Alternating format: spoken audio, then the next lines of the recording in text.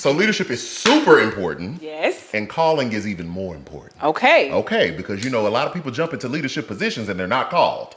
Oh, okay. Let's talk about it. I'm just saying. I'm just saying. So we are very excited today, me and my lovely wife, to have Miss Markia Bordeaux. Yay! Thank you for having me. Yes, I'm so excited. We're super excited having you here. Now we go back a couple years. Yeah. We met in our Hall YP days, Houston area, Urban League, Young Professionals. Yes. I got to give all the the things. young things. professionals. The young professionals. Yeah. And one thing that I think just gravitated towards you, outside of the fact that you are a social worker, once a social worker, always a social worker. Always. Was that you were really outside, really trying to help the community. And so we've just been friends since then.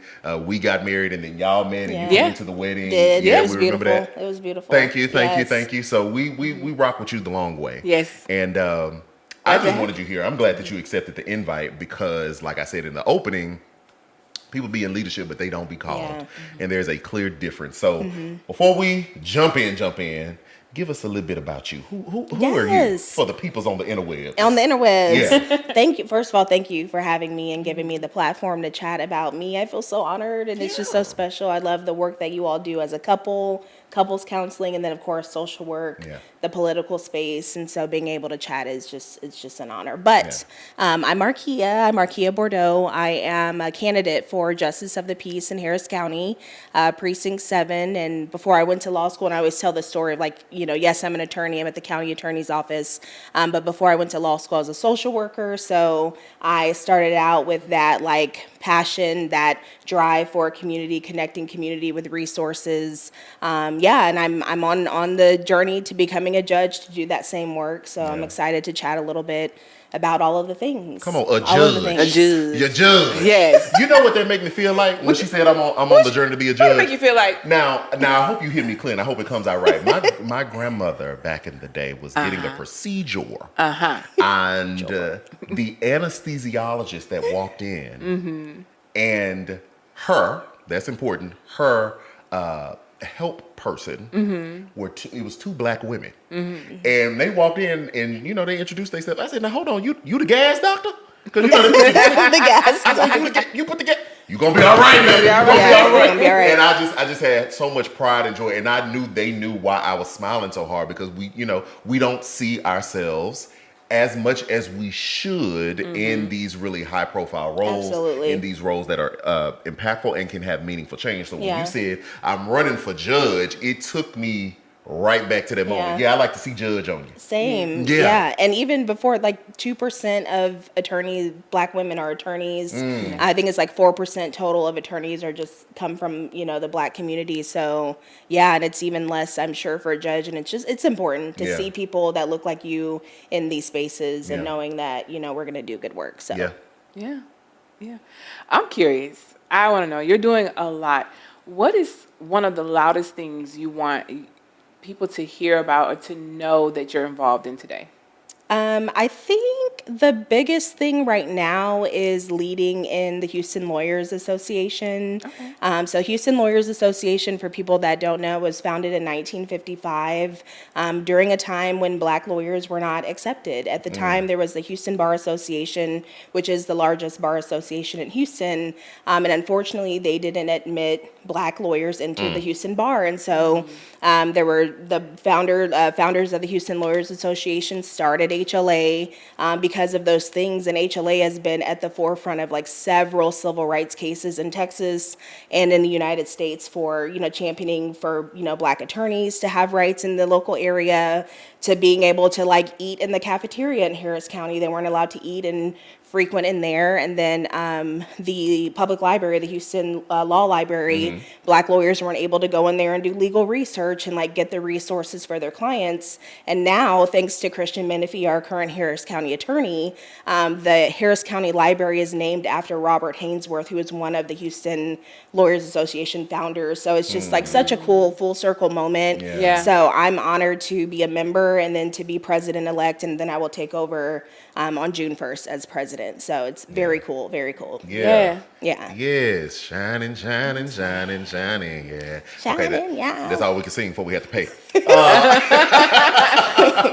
So One of the things that, like I said in the beginning, we've known each other for a couple years now, but one of the things that I did not know about you that inspired me, that, made me drop a little thug tear, was you were having a fundraiser. Yeah. Maybe, what was that, a month and a half ago? Yeah. Maybe like a month and a half ago. And your sister spoke on your behalf. And I thought it was so moving because what your sister detailed was that when she knew you would be in the position that you're in now, really serving the people and trying to help. She knew, or she wasn't surprised that you are where you are now, because when you all were children, you all shared this bedroom, and your mom would come in every night and make you all pray, right? And say your prayers and whatnot. We do that with our child. Amen. Okay, because we're gonna give thanks unto the Lord. Will do. Every day. We'll give thanks. Okay. That's all we can do on that. Stay in your one, too. range, baby. I was out my range. You was out your range. Okay, yeah. We'll give thanks. That's a little bit better. Yeah. Down there. See? In All your right, range. that's all we can do. We can't pay for that song. Okay. And she said that even when it was time for you all to pray, that you would basically be praying for nations as a child, and people who were hurting, and people who were starving, and people who needed help, and crying and petitioning the Lord, like, help the folks, and like just going to God on their behalf. Yeah. As a child. Now, I don't know about you. Well, I do know about you because you grew up real churchy. You was probably praying. Churchy. Let me talk to the heathens in the room, to the Gentiles, if you will. As a child, I'm thinking Power Rangers. Yeah. I'm thinking outside. I want some toys for Christmas. I'm not praying for the nations and discerning in the spirit and the natural. Yeah. How, Sway? I every day I wonder. I do not. I don't know. Yeah. Glory to God. Yeah. But yeah, I remember my sister told that story, and I was like, and it brought me back because I, forgot about all the things. But she has a way with words. But Yeah, she does. and it made me very emotional. She knows I'm a crier, and I was like, don't get me crying at this fundraiser. she's but great. I think that that's who God intended me to be. Someone who just cares very deeply for people. I'm definitely an empath. Like, if you were to start crying now, I'm going to start crying because I just feel what people feel on like a very deep level sometimes. And it is such a blessing, but it's also a burden in a way, but it's like a beautiful burden. And so, since I was little, I've just felt deeply for people, for nations, for, I knew, and I love politics ever since I was little. So I knew a lot about like international issues and different wars that were going on. And, I'd see it on the news. And so when we were little, before going to bed, my mom would make us pray. We'd have to get on our knees, on the bed and just like pray for the things. And she would go around, and I have 3 older sisters, and she would, call each of us, and we could pray about anything we wanted to. Like, there was no boundaries. Yeah. And, some kids, like you said, Power Rangers or a gift or, Please. And I just felt called to pray for other people in like different countries that were going through issues. And I think that that's just who God intended me to be. And I think that's the path that he has set for me, to give back and like give to people. And so I went on to, go to Prairie View. I got a degree in psychology and social work. Went into social work to help families and children through CPS and all of that. Went to law school to help people. I do like public interest work now at the county attorney's office. I work in a specialty court where we basically take the law and then take those community resources, put them together, and like, support vulnerable families and children. And so I just feel like when I lay my head down at night, like I have to feel fulfilled in what I'm doing, and that's just who I am. So again, it's a blessing. It's a beautiful blessing, but it is a burden to want to give so much to others and maybe not receive it in return. So Now, can you speak to that? Because we've talked a little bit about that as an intercessor. Oh, yeah. Yeah. Can you speak a little bit about that and the burden that must feel like? Oh, yeah. It's, this is someone who has the burden to pray for others. I'm one who will see a lot and then feel. Yeah. Sometimes on social media, I have to kind of shut it down because you can even pick up what's going on with people off of social media. I'm like, okay, this is too much. And so for me, I've learned to navigate that space. And sometimes it makes you feel a little crazy. Like, why do I feel sad all of a sudden? I was just happy. What's going on here? But then I realized, okay, I was just around someone who was really, really sad. Yeah. I picked up what was going on with them. Lord, lead me in how to pray for this person. Yeah, absolutely. Or lead me in how I can serve this person, if that's what you want me to do. So yeah, can you identify with it like that as well? Yeah, Okay. I use the term empath, but same way. It's like you are taking on the emotions of what someone else is feeling, and so yeah, it's just like a deep love for people. And I'm not perfect, like I'm Yeah. not Jesus, like I Yeah. have Only faults, one. and absolutely, like by no means am I perfect. Preach the gospel in. Yes, but I also like that is one of the gifts that I think God gave me was like having that heart for people, and I mean, even being a lawyer, like you can go to law school, be at big law firms, You and could. make buku money, but I'm at Boss. the county attorney's office now. Don't get me wrong, the bills is paid. Come on. But My bill's been paid. but we are public servants. Like we are government lawyers who are serving Harris County, who are serving the public. Yeah. And I would not choose any other route other than running for judge for Harris County. Come on now. Yeah. Come Choose on. that route. But Yeah. Was it a hard decision for you to go in the public interest space rather than big law? Never. 'Cause, I mean, I'm on TikTok all the time, and the big law boys and girls. Oh. They be come with me as I spend my $20,000 Yeah. a month paycheck. I'm Yeah. like, ooh, that is Yeah. nice. Yeah. Yeah. Yeah, no, it was never. And sorry to interrupt. No, go ahead. you, No, but go ahead. Yeah, Go ahead. it was never. I mean, of course, when you're in law and you're thinking and you're going to the interviews and doing all the things, but I think I always knew that I was going to go in this space, and I had a job offer, from like 1L year at the county technically. So I knew that was an option. I had been doing this type of work. So social work for CPS, and Yeah. then I'm in the child protection division. So we're basically the attorneys that represent CPS in the state and these like vulnerable children. So I knew it was like no brainer to go full circle into law in this area. But I mean, big law was out there and those are the options, but I don't know that I could lay my head down at night and not feel good about not giving back to people. Now I know the bank account probably looks good for them, but I just want to be able to again lay my head down at night knowing that I've given back in some capacity. You know. What you gonna say? No, I was just gonna say, I understand her when she's saying there's nothing like serving the public. Myself, a former IRS officer, revenue officer. Oh, we can talk about it now. Yeah. Huh? You're Former. You're former. Yeah. So being We able should do to an go episode about literally from business to business and educate and let you know what you can do and Yeah. what doors are there for you and how there are some spaces where people actually use all their resources to support you. Yeah. And I think it's like, what better leader than one who wants to collect all the resources and the law Yeah. to serve the community. Yeah, So absolutely. I love that, Markia. Thank you. Thank you. So you're running for judge. What does that mean? You're going to be sending criminals to jail. You are what are you doing? Yeah. So Justice of the Peace is a local county court. So there's 8 precincts in Harris County. Each precinct has 2 JP courts, so 16 total. But a JP court is local county court, so there are civil and criminal cases. When most people think of a JP court, they're thinking of like evictions or small claims lawsuits. Like if you get an offender bender and you need to sue somebody for like $15,000, less than $20,000 lawsuits. There's some debt claims, so people who may have outstanding debt like Capital One and they're being sued by that. Or if you're pulled over by like Harris County Sheriff's Office, which some of us do, Yeah. and you get that ticket or failure to maintain, your insurance and you get a ticket, you're going to go to a JP court. So that is, first of all, a judge in a JP court does not have to be an attorney, which I think it's the law. I think our legislature should reconsider that just because I think the fundamentals of the cases that are coming through and understanding the law is like a major factor, but I'm gonna get off my soapbox. Okay, that's but okay. The JP court, those are the cases, and so for me, a JP number one has to, I think, understand the law, but you have to have that compassion and empathy for community. These are the most vulnerable people walking in the doors who are facing an eviction, facing a lawsuit. They're financially probably unstable.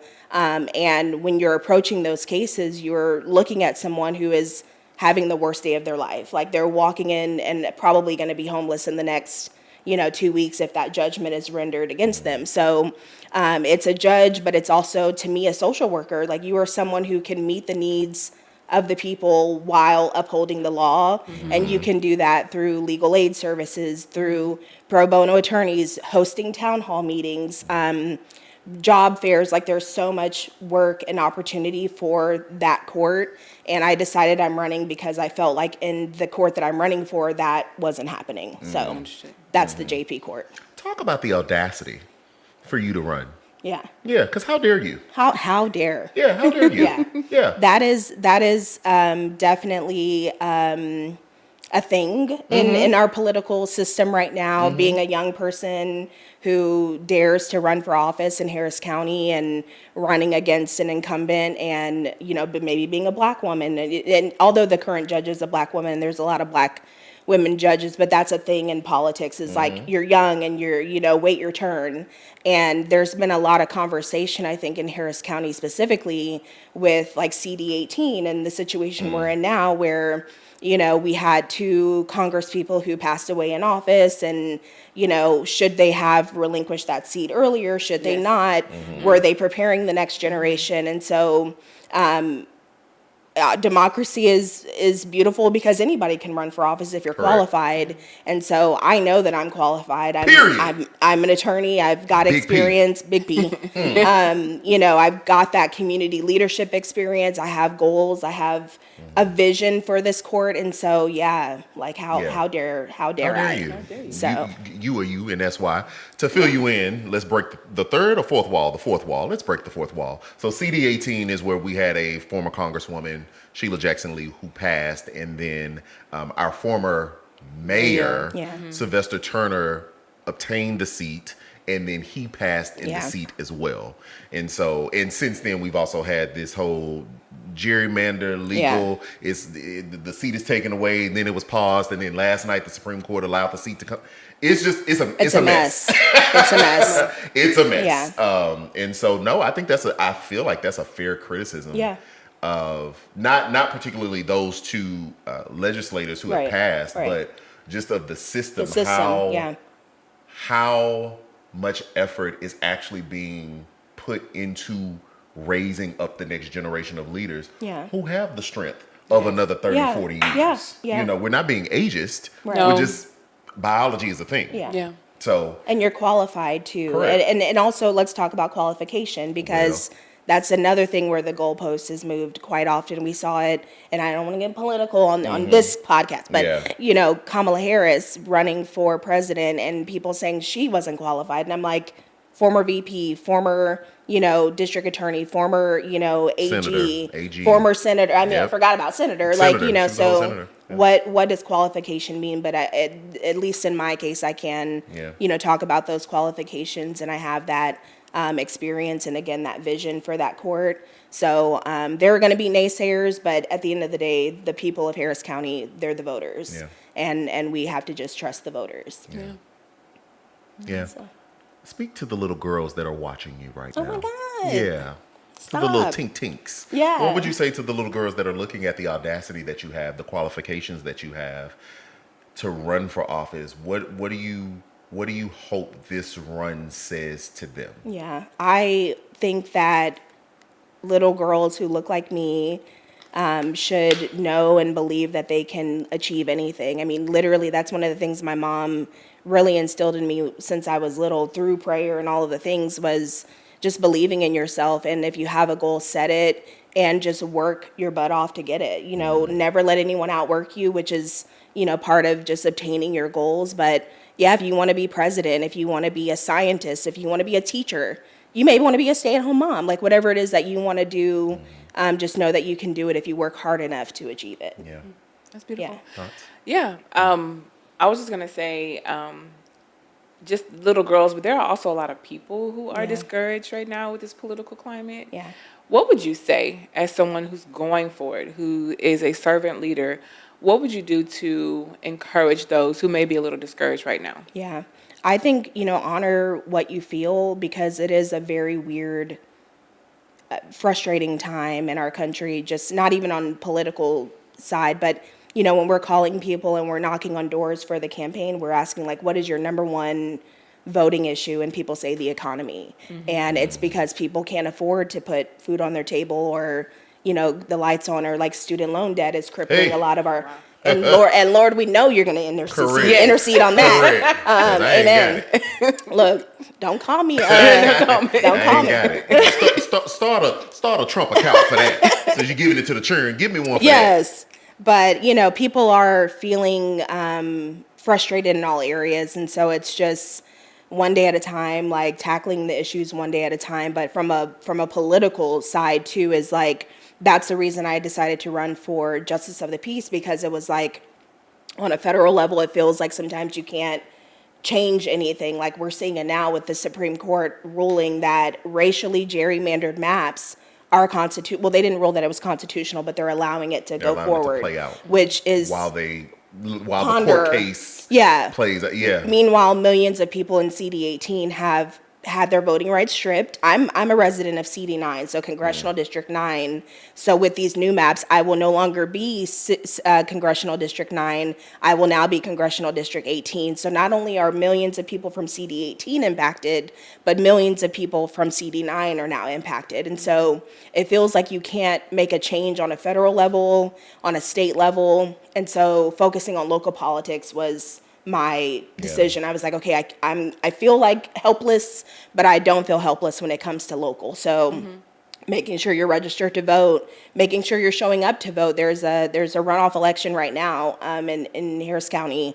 Bringing people with you to the polls, or running for office yourself on a local level, or it could be just something in your family unit. It could be giving back to the food bank, or going to the Boys and Girls Club to like mentor children. Like however you feel like you can impact your community, and it doesn't have to be politics, just do that. But people are hurting and they're frustrated right now. Yeah. 100%. 100%. We know quite a few people that are caught up in the rapture, if you will. Yeah. We're decompress. Yeah. Because that's a tough one. Decompress.